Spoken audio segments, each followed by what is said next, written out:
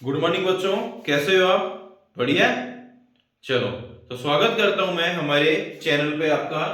और हमने financial management में चैप्टर स्टार्ट किया था कॉस्ट ऑफ कैपिटल, और हमने उसकी जो स्पेसिफिक कॉस्ट थी वो हमने स्टार्ट की थी। स्पेसिफिक कॉस्ट में सबसे पहले हमने देखा था शॉर्ट टर्म डेट, फिर हमने देखा था लॉन्ग टर्म डेट, उसके बाद हमने देखा था cost of preference share capital, last class में हमने देखा था cost of equity share capital. आज हमारी जो स्पेसिफिक कॉस्ट है वो लास्ट है, कौन सी? Cost of retain earning.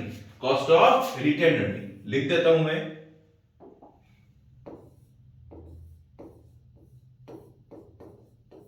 Cost of retain earning, जिसको आप डिनोट करोगे के आर से। आप डिनोट करोगे के आर से। के का क्या मतलब हो गया? Cost of capital. आर का क्या मतलब हो गया? Retained earning. और के आर का मतलब हो गया आपका कॉस्ट ऑफ रिटेन अर्निंग। आइए समझते हैं सबसे पहले कि जो रिटेन अर्निंग है उसका क्या मतलब होता है। तो मैंने आपको बताया था, जब भी हमारे पास में जो अर्निंग होती है कंपनी की सेल्स में से जब कॉस्ट माइनस कर देते हैं, फिर जो भी हमारी अर्निंग बचती है उसको हम बोलते हैं ईबीआई। और उस अर्निंग में से सबसे पहले कंपनी को किसको पे करना होता है? डिबेंचर होल्डर्स को इंटरेस्ट। फिर हमारी बचती है अर्निंग बिफोर टैक्स। फिर क्या करना है? हमें गवर्नमेंट को टैक्स देना है। सबसे पहले डिबेंचर होल्डर्स को इंटरेस्ट पे करना है, उसके बाद हमें गवर्नमेंट को टैक्स देना है। फिर बचेगी आपकी अर्निंग आफ्टर टैक्स। कल हमने बात की थी, जो भी अर्निंग आफ्टर टैक्स होती है इसमें किसका हिस्सा होगा? शेयर होल्डर्स का। और शेयर होल्डर्स में भी पहले हमें किसको पे करना है? प्रेफरेंस शेयर को डिविडेंड। प्रेफरेंस शेयर को डिविडेंड। जब शेयर होल्डर्स की अर्निंग में से प्रेफरेंस शेयर को उनका हिस्सा भी दे दिया, उनको डिविडेंड दे दिया, अब जितनी भी अर्निंग बचेगी वो किसकी? तो अब जो अर्निंग बचेगी वो बचेगी for equity share holders only. अब जितनी भी अर्निंग बचेगी वो किसकी बचेगी? इक्विटी शेयर होल्डर्स की। अब मेरी बात सुनिए, सबको पे करने के बाद में डिबेंचर होल्डर्स को इंटरेस्ट, गवर्नमेंट को टैक्स और प्रेफरेंस शेयर को भी डिविडेंड पे करने के बाद में जितना भी पैसा कंपनी में बचता है वो किसका होगा? कंपनी के मालिक होगा। जो अल्टीमेट मालिक कौन होते हैं? Equity share holders. अब कंपनी क्या कर सकती है? हो सकती है कि सारा का सारा पैसा इनको डिविडेंड दे दे, हो सकता है एक भी रुपए कंपनी डिविडेंड पे ना करे और कंपनी अपने पास रख ले, और हो सकता है कुछ हिस्सा डिविडेंड के तौर पे कर दे और कुछ हिस्सा कंपनी अपने पास में रखे। कैसा भी केस हो सकता है। तो मान लीजिए जो भी अर्निंग है उसके दो हिस्से करती है कंपनी। शेयर होल्डर्स का जो भी प्रॉफिट है उसके दो हिस्से करती है। या तो इक्विटी शेयर्स को क्या पे कर देगी? डिविडेंड पे कर देगी। और यह कंपनी क्या बोलेगी? भाई फ्यूचर एक्सपेंशन और ग्रोथ के लिए भाई हमारा बिजनेस और आगे हमें बढ़ाना है, तो सारा का सारा पैसा अगर इक्विटी शेयर्स लेके चले जाएंगे तो जो कंपनी है वो ग्रो कैसे करेगी? वो एक्सपेंड कैसे करेगी? तो कंपनी सारा पैसा डिविडेंड के तौर पे इक्विटी शेयर होल्डर्स को ना बांट के कुछ पैसा अपने पास में रख लेती है। कंपनी जो पैसा अपने पास में शेयर होल्डर्स की अर्निंग से रख लेती है उसे हम बोलते हैं रिटेन अर्निंग। उसको हम क्या बोलेंगे? Retained earning. एक आपने अकाउंट्स पढ़ी होगी तो आपने नाम सुना होगा क्या? Reserve and surplus. ये रिटेन अर्निंग कुछ नहीं है, ये कंपनी के प्रॉफिट्स हैं और इन्हीं को हम रिजर्व एंड सरप्लस भी बोल देते हैं, है ना। लेकिन इस चैप्टर में हमें जो वर्ड यूज करना है वो क्या करना है? आपका रिटेन अर्निंग। किससे डिनोट करेंगे? के आर से डिनोट करेंगे। क्या होता है? जो भी इक्विटी शेयर होल्डर्स का पैसा है उसमें कंपनी बाकी तो डिविडेंड बांट देगी, लेकिन कुछ पैसा अपने पास जो रखती है उसी को हम क्या बोलते हैं? रिटेन अर्निंग बोलते हैं। और ये बात समझ में, रिटेन अर्निंग क्या होता है। चलिए और हम चीज समझते हैं। तो सर ये वाला जो पैसा है ये कंपनी अपने पास में रख लेती है ना? हाँ, अपने पास में रख लेती है।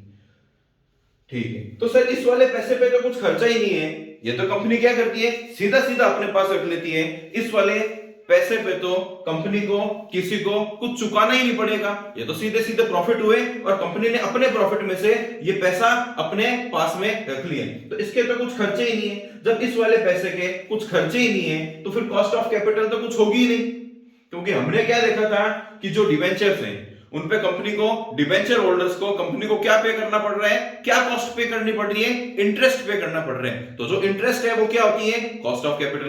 प्रेफरेंस शेयर होल्डर्स को क्या पे करना पड़ता है, डिविडेंड। इक्विटी शेयर होल्डर्स को क्या क्या पे करना पड़ता है, डिविडेंड। तो जो भी प्रेफरेंस शेयर होल्डर और इक्विटी शेयर होल्डर्स को आप डिविडेंड पे कर रहे हैं वो उनकी क्या हो गई, कॉस्ट ऑफ कैपिटल। लेकिन जो रिटेन अर्निंग है ये तो कंपनी का खुद का पैसा, इक्विटी शेयर होल्डर्स का जो पैसा है कंपनी ने उसमें से कुछ पैसा अपने पास रख लिया, तो इस पे तो कुछ पे करने की जरूरत है ही नहीं, तो क्या इसकी कुछ भी कॉस्ट ऑफ कैपिटल नहीं होगी क्या।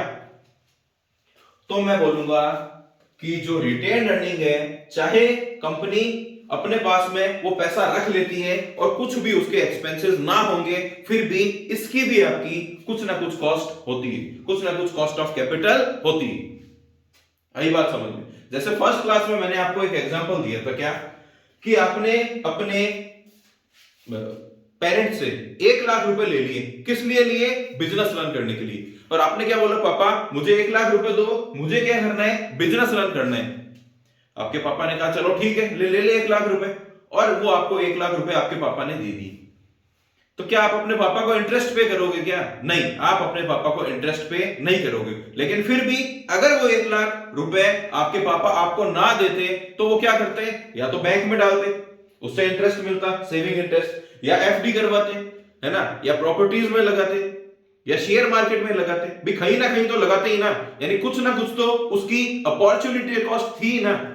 सेम उसी तरह से जो शेयर होल्डर्स है ना, ये उनका पैसा है, चाहे उनका पैसा आपने अपने पास रख लिया हो, लेकिन अगर आप ये पैसा पूरा का पूरा कंपनी में ना रख के शेयर होल्डर्स को देते, तो क्या शेयर होल्डर्स उस पैसे को यूज में नहीं लेते क्या।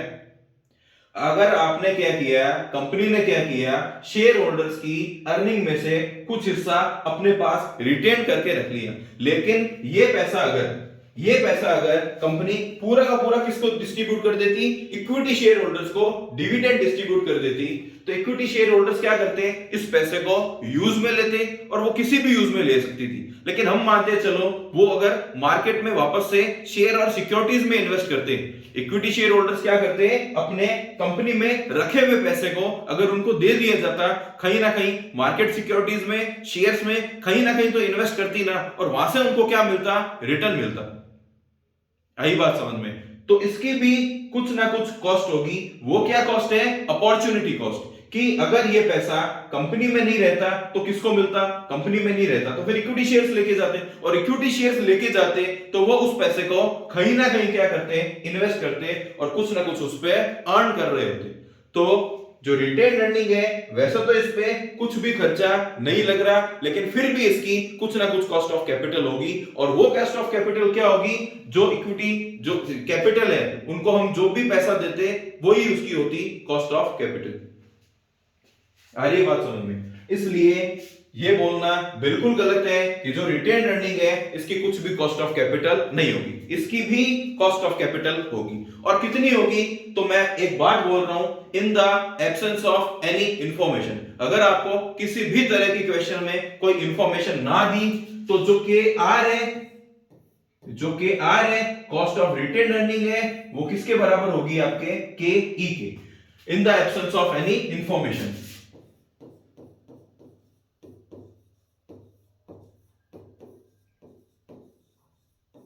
In the absence of any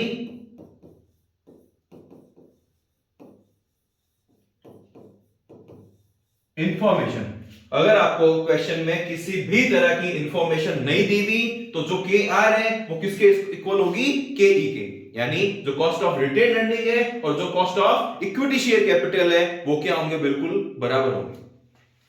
लेकिन अगर आपको इंफॉर्मेशन दे दी तो, अगर आपको इंफॉर्मेशन दे दी तो आपको 3 एडजस्टमेंट करने, अगर आपको इंफॉर्मेशन दे दी तो आपको 3 एडजस्टमेंट करने। फर्स्ट आपका एडजस्टमेंट होगा पर्सनल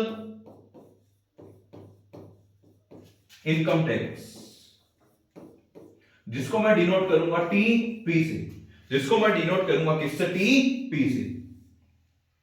सेकंड आपका जो एडजस्टमेंट होगा वो होगा ब्रोकरेज,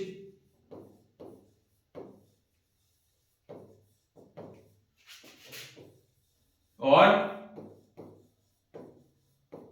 कमीशन, जिसको मैं डिनोट करूंगा स्मॉल बी से, जिसको मैं डिनोट करूंगा स्मॉल बी से। और थर्ड नंबर होगा आपका एडजस्टमेंट किसका, कैपिटल गेन का। और थर्ड नंबर जो एडजस्टमेंट होगा वो किसका होगा, आपका कैपिटल गेन का। चलिए इन तीन एडजस्टमेंट को हम समझते हैं। फर्स्ट क्या आपका पर्सनल इनकम टैक्स। अभी हमने बात की थी क्या, कि जो भी अर्निंग होगी, किसकी अर्निंग होगी, इक्विटी शेयर होल्डर्स की। उसमें से या तो इक्विटी शेयर होल्डर्स क्या करेंगे, डिविडेंड लेके जाएंगे, और बचा हुआ पैसा कंपनी अपने पास रख लेगी, जिसको क्या बोलते हैं, रिटेन्ड अर्निंग, जिसको क्या बोल देते हैं, रिटेन्ड अर्निंग। तो मैंने क्या बोला कंपनी को, क्या कंपनी आपने हमारा पैसा, मैं कौन हूं, share holder, equity share holder हूं मैंने कंपनी को क्या बोला, कंपनी आपने हमारा पैसा अपने पास रख लिया, आपने हमारा पैसा अपने पास रख लिया। मान लीजिए अर्निंग थी 100, उसमें से 50 तो कंपनी ने क्या किया, पे कर दिया, और 50 अपने पास क्या कर लिया, रिटेन कर लिया। तो मैंने क्या बोला, कंपनी आपने 50 रुपए तो मुझे दे दिए 100 में से, और 50 रुपए आपने अपने पास रख लिए। अगर वो 50 रुपए आप हमें देते तो मैं क्या करता, उसको मार्केट में इन्वेस्ट करता और उससे कुछ ना कुछ प्रॉफिट अर्न कर रहा होता। आई बात समझ में, ठीक है। तो कंपनी क्या बोलेगी, क्या आप पूरे के पूरे जो हमने 50 रुपए रखे हैं ये आपको पूरे के पूरे मिलते क्या। मैंने कहा पूरे मिलते, तो कंपनी ने बोला नहीं, कंपनी ने बोला नहीं। मैंने बोला क्यों, तो कंपनी ने बोला जब भी मैं कंपनी शेयर होल्डर्स को डिविडेंड पे करती हूं, जब भी मैं कंपनी शेयर होल्डर्स को डिविडेंड पे करती हूं, तो उस डिविडेंड पे करने से पहले उसमें से आप लोगों का इनकम टैक्स डिडक्ट कर लेती हूं। यानी इनकम टैक्स ने ये लायबिलिटी किसके ऊपर दे दी, कंपनी के ऊपर ही दे दी। क्या लायबिलिटी दे दी, कि कंपनी जब भी आप शेयर होल्डर्स को डिविडेंड पे करोगे तो पहले आपको क्या करना है, शेयर होल्डर्स का इनकम टैक्स डिडक्ट कर लेना है। अब शेयर होल्डर्स के पास जो पैसा आ रहा है उसमें से इनकम टैक्स लेस होने के बाद ही उनको वो पैसा मिल रहा है। आई बात समझ में। कंपनी जब भी क्या करती है, शेयर होल्डर्स को डिविडेंड पे करती है तो उसमें से इनकम टैक्स काट लेती है। तो कंपनी कह रही है पहली बात तो ये 50 रुपए मैं दे नहीं रही हूं आपको, लेकिन अगर मान लो ये 50 रुपए रिटेन अर्निंग वाले मैं आपको देती भी ना, तो इसमें से मैं ऑलरेडी क्या माइनस कर लेती, इसमें से मैं टैक्स माइनस कर देती। मैंने बोला अच्छा, तो यानी पूरा पैसा मुझे नहीं मिलता, मुझे अगर ये रुपए आप देते भी तो उसमें से टैक्स माइनस करके फिर देते। ठीक है, ठीक है, ठीक है। पहला पॉइंट। तो फर्स्ट पॉइंट ही हमारा क्या था, फर्स्ट पॉइंट ही हमारा था पर्सनल इनकम टैक्स का, जो हमें समझ में आ गया क्या, कि जो अर्निंग्स होगी उसमें से हमें क्या करना है, डिडक्ट करना है डिविडेंड्स, और जो अर्निंग्स होगी उसमें से हमें क्या करना है, डिडक्ट करना है। फिर मैंने बोला चलो कोई बात नहीं, आप जो भी हमें पैसे देते उसमें से टैक्स माइनस करते ना, उसके बाद तो हमें देते ना।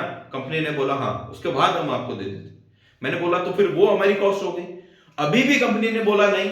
मैंने कहा क्यों, कि मान लीजिए जो भी आपकी इनकम होती, जो हमने रख ली अर्निंग है, उसमें हम तो टैक्स माइनस कर देते, है ना। जैसे मान लो टैक्स कितने का है, तो हमने मान लिया 10 रुपए का, तो अब कितने बचे, 40 रुपए। मैंने बोला अब तो मैं 40 रुपए क्या करता, मार्केट में शेयर्स और सिक्योरिटीज में इन्वेस्ट करता ना। तो कंपनी बोलती क्या आप पूरे 40 करते क्या। मैंने बोला हाँ, मैं तो पूरे 40 रुपए इन्वेस्ट करता। तो कंपनी ने बोला भाई जब आप 40 रुपए इन्वेस्ट करोगे तो उस पे क्या कमीशन और ब्रोकरेज नहीं लगेगा क्या। भाई जब भी मैं किसी और शेयर्स और सिक्योरिटीज में पैसा इन्वेस्ट करता हूं तो उस पे कुछ ना कुछ कमीशन और कुछ ना कुछ जो ब्रोकरेज है ना वो मेरा लग जाता है।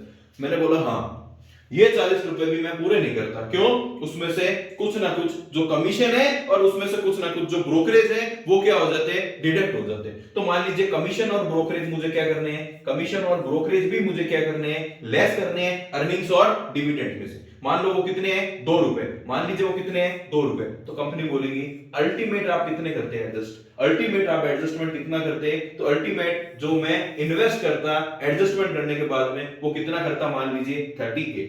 जो टैक्स है और जो कमीशन और ब्रोकरेज है, ये सारी इंफॉर्मेशन आपको क्वेश्चन में दी हुई होगी, इन पे गौर मत फरमाइए, आप मेन कॉन्सेप्ट पे गौर फरमाइए, क्या कि जो भी कॉस्ट ऑफ कैपिटल आप कैलकुलेट करोगे उसमें दो एडजस्टमेंट आपको करने हैं, टैक्स के और कमीशन एंड ब्रोकरेज के, और वो किस में से करने हैं आपको, अर्निंग में और डीपीएस में, अर्निंग में और डीपीएस में। ईपीएस और जो डीपीएस है उसमें आपको दो एडजस्टमेंट करने हैं, टैक्स के और कमीशन एंड ब्रोकरेज का। क्या करना है, दोनों को माइनस कर देना है, क्या करना है, दोनों के परसेंटेज को माइनस कर देना है। तो सेकंड पॉइंट में लिख रहा हूं,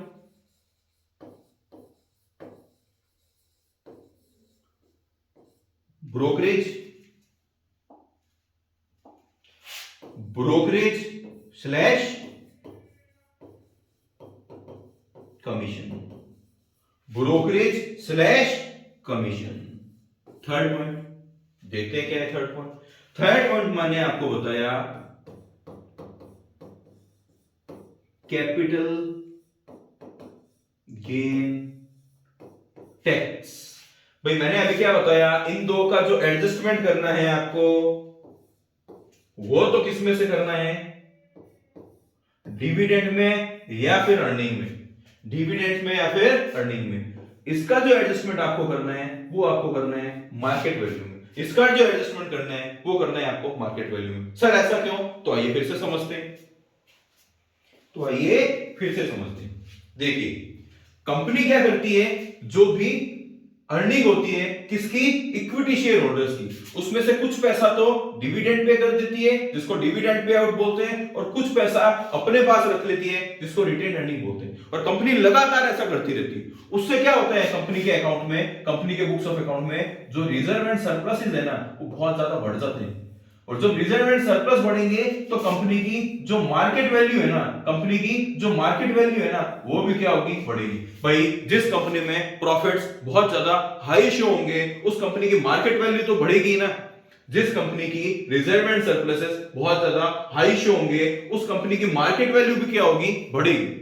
और इनकम टैक्स में एक हेड है आपका कैपिटल गेन, जिसमें क्या बोलते हैं कि जब भी आपके प्राइसेस बढ़ते हैं ना तो कैपिटल गेन अराइज हो जाता है। आई होप आप बीकॉम स्टूडेंट्स हो, है ना, और अगर आपने या बीबीए स्टूडेंट्स भी हो, और अगर आपने इनकम टैक्स पढ़ रखी है और उसमें कैपिटल गेन अगर हेड अगर पढ़ रखा है तो आपको पता होगा कि जब भी प्राइसेस बढ़ेंगे कैपिटल गेन अट्रैक्ट हो जाएगा। तो वैसे ही क्या होगा, जब रिजर्व एंड सरप्लस बढ़ेंगे ना उससे आपकी जो मार्केट वैल्यू है वो क्या होगी, बढ़ जाएगी, और जब मार्केट वैल्यू बढ़ जाएगी तो उस पे अराइज हो जाएगा आपका कैपिटल गेन।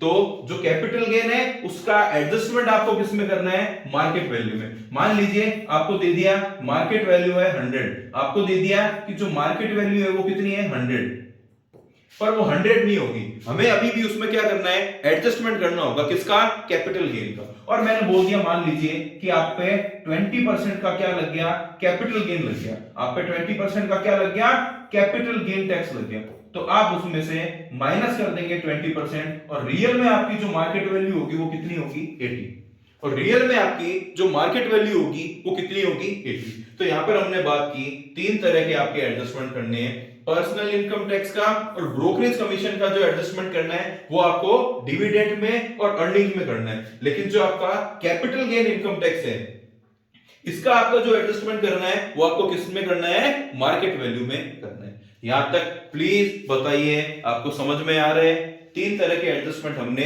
सीख लिए। वैसे तो हमने क्या बात की, तो वैसे तो हमने बात की थी कि जो के आर होता है और जो के ई होता है वो क्या होता है, बिल्कुल इक्वल होते हैं। अगर आपको किसी तरह की क्वेश्चन में और कोई इंफॉर्मेशन ना दी हो तो, लेकिन अगर ये तीन एडजस्टमेंट आपको दे दिए, कौन कौन से, पर्सनल इनकम टैक्स का जिसको डिनोट करेंगे टीपी से, ब्रोकरेज और कमीशन का जिसको डिनोट करेंगे स्मॉल बी से, और कैपिटल गेन जिसको डिनोट करेंगे टी सी से, ये तीन एडजस्टमेंट हुए।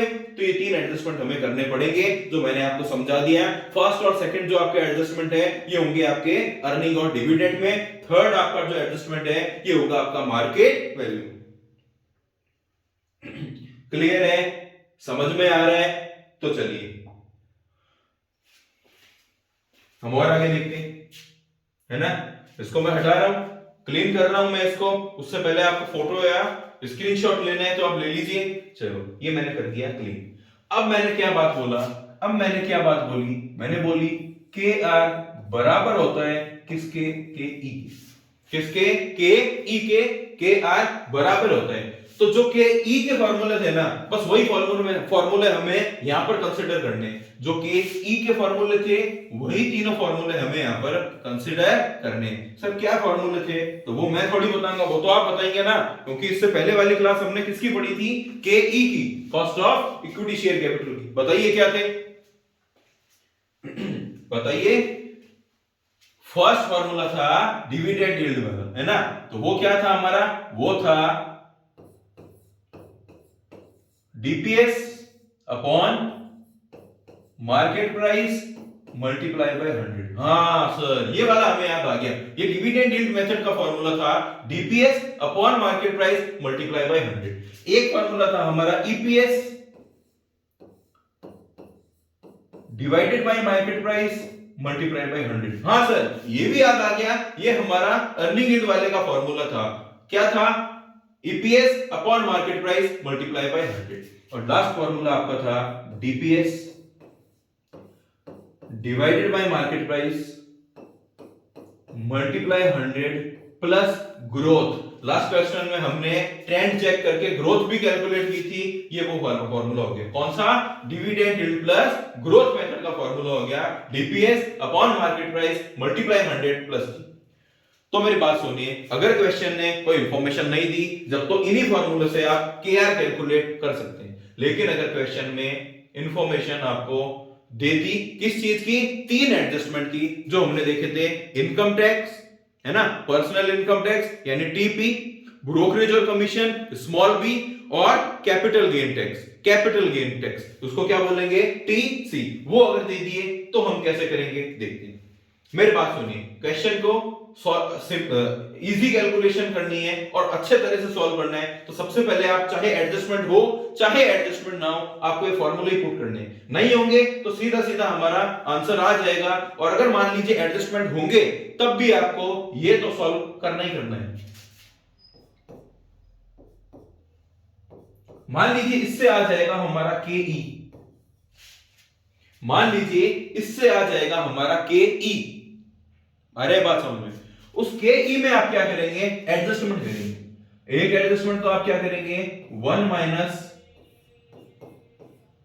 टीपी, एक एडजस्टमेंट आप करेंगे 1 माइनस बी यानी ब्रोकरेज, और एक एडजस्टमेंट आप करेंगे 1 माइनस टीसी यानी कैपिटल गेन का। देखिए ये ऊपर जो आपने एडजस्टमेंट किए हैं ना, ये किसके एडजस्टमेंट है, आपके डिविडेंड के या फिर अर्निंग के। और नीचे जो एडजस्टमेंट किया है ना, ये किसके किया है आपने, मार्केट प्राइस, मार्केट वैल्यू या मार्केट प्राइस में कैपिटल गेन का। यही मैंने आपको बताया।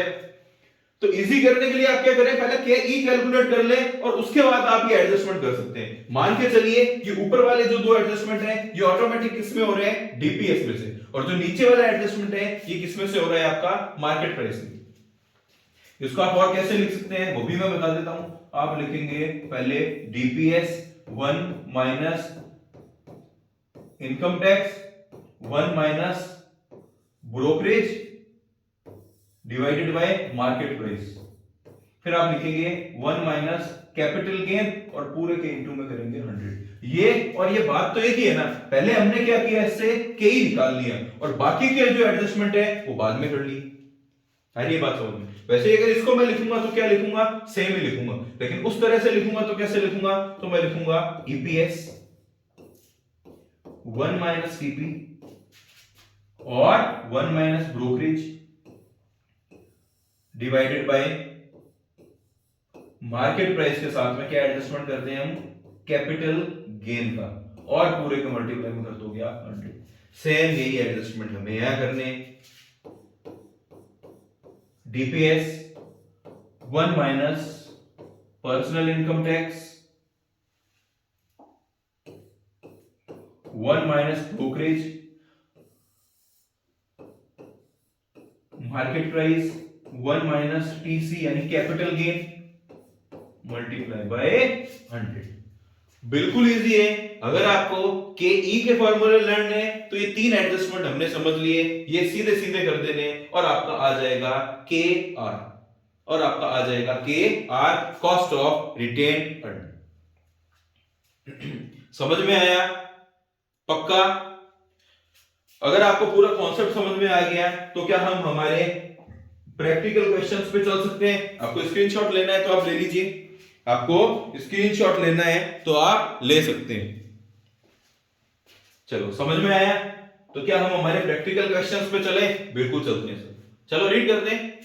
Find out the cost of retain earning from the following data. क्या क्या डेटा है देखते हैं। डिविडेंड पर शेयर दे रखा है तो सबसे पहले मैं इंफॉर्मेशन लिखूंगा। हमारे तीन स्टेप्स क्या थे? सबसे पहले हमें इंफॉर्मेशन लिखना है, उसके बाद हमें फॉर्मूला पुट करना है, उसके बाद हमें कैलकुलेट करना है। तो इंफॉर्मेशन देखते हैं क्या क्या है। डीपीएस आपको दे दिया सीधा सीधा, डीपीएस आपको दे दिया सीधा सीधा कितना? 15, ठीक है। पर्सनल इनकम टैक्स यानी किसको किससे डिनोट करेंगे? टीपी से, वो आपको कितना दे दिया? 30%। वो आपको कितना दे दिया? 30%।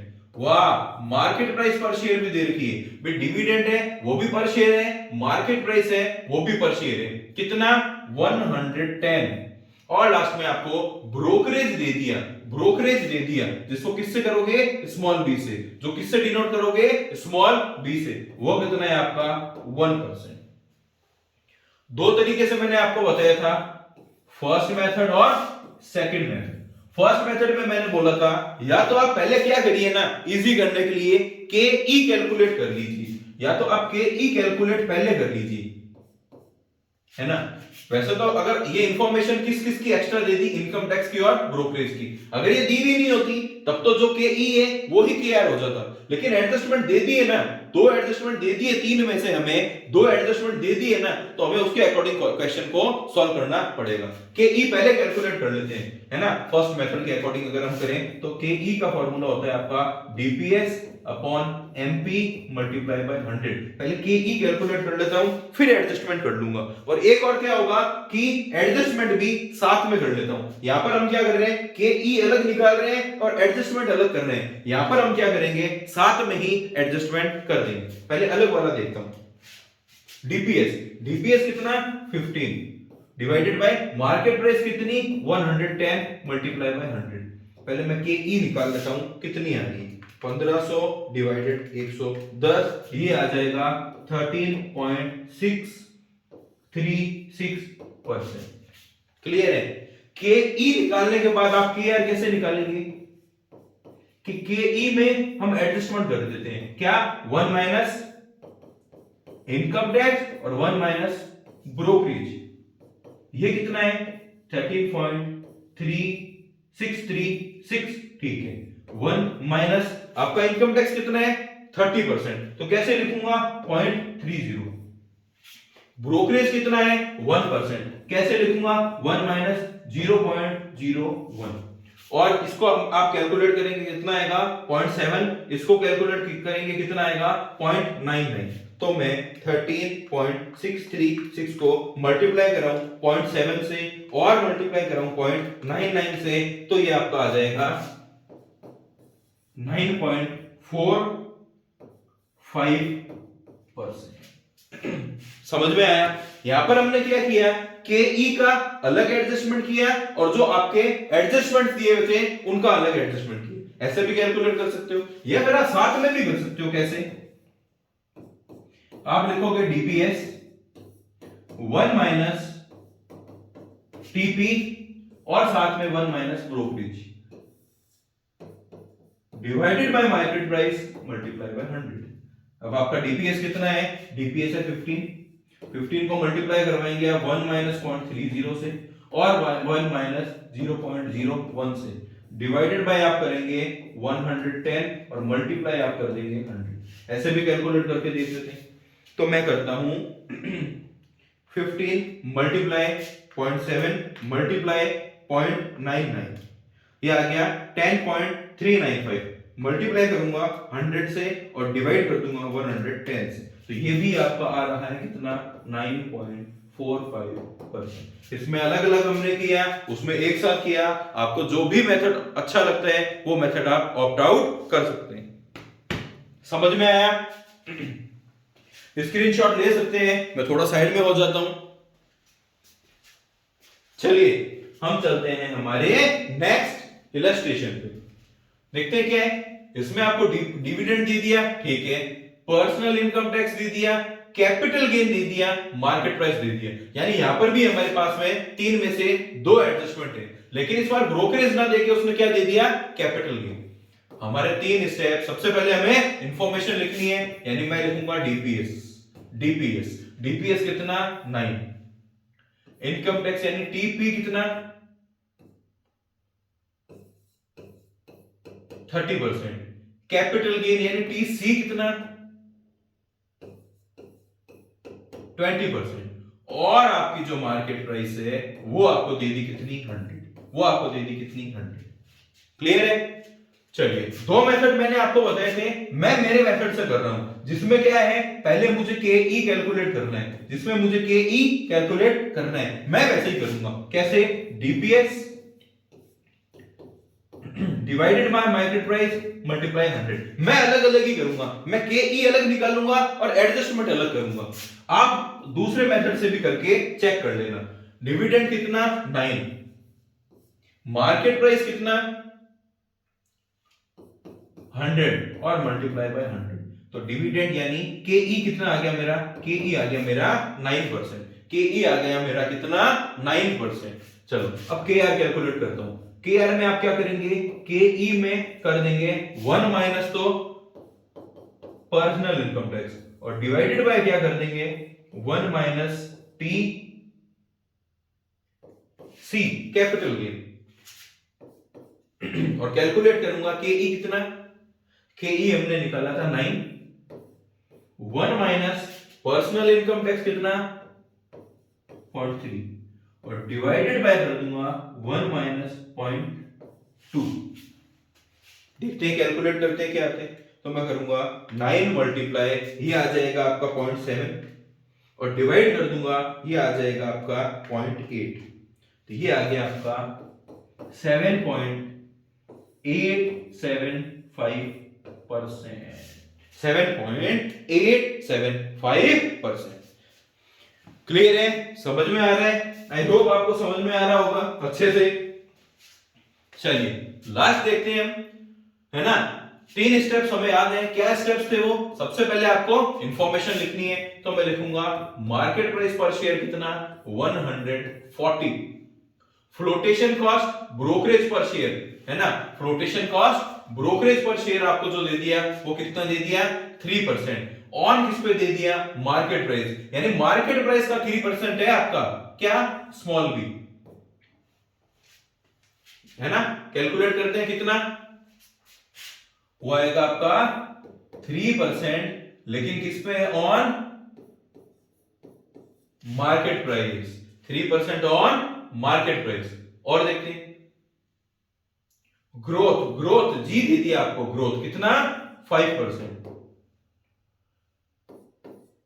डिविडेंड पर शेयर दे दिया आपको, डीपीएस कितना, 14। और लास्ट में आपको पर्सनल इनकम टैक्स दे दिया। शेयर होल्डर्स मार्जिनल या पर्सनल इनकम टैक्स एक ही चीज होती है, ये भी हमें ध्यान रखना है। यानी टीपी भी आपको दे दिया, वो कितना दे दिया, वो दे दिया आपको 22%। वो दे दिया आपको 22%। क्लियर है। चलिए सबसे पहले मैंने आपको क्या बोला था, सबसे पहले मैंने आपको बोला था आप तो केई कैलकुलेट कर लो, जिसका क्या फॉर्मूला होगा, DPS upon market price into 100 plus G into 100 plus G into 100 plus growth. चलिए देखते हैं। तो सबसे पहले देखिए डीपीएस कितना था आपका, 14। मार्केट प्राइस कितना है, divided by 140 into 100 plus growth कितनी दी हुई है, ग्रोथ सीधी सीधी दे दी आपको 5%। 5%। तो ये मैं कैलकुलेट करता हूं, ये कैलकुलेट करता हूं मैं, कितना आएगा, 14 डिवाइडेड बाय 140 मल्टीप्लाई बाय 100, ये आएगा आपका 10%। ये आएगा आपका 10%, प्लस कर दूंगा मैं इसमें 5%, तो ये आ गया मेरा 15%। ये आ गया मेरा 15%। अब मैं क्या करूंगा, के आर जो है उसको कैलकुलेट करूंगा। अब मैं क्या करूंगा, के आर को कैलकुलेट करूंगा। कैसे? के ई में एडजस्टमेंट करके। क्या क्या एडजस्टमेंट? वो एडजस्टमेंट मैं करूंगा 1 माइनस टी पी और 1 माइनस ब्रोकरेज। तो ये मैंने किया 1 माइनस टी पी और 1 माइनस बी। तो के ई कितना आया मेरा 15, माइनस करूंगा 1 माइनस इनकम टैक्स कितना, पर्सनल इनकम टैक्स कितना 0.22 और इसको मैं करूंगा 1 माइनस ब्रोकरेज कितना 3%, तो 0.03 और इसको जब मैंने किया 15 मल्टीप्लाई इसको कैलकुलेट करने में कितना आएगा 0.78 और मल्टीप्लाई इसको करने में कितना आएगा 0.97 और मेरा आंसर जो आ रहा है वो आ रहा है 11.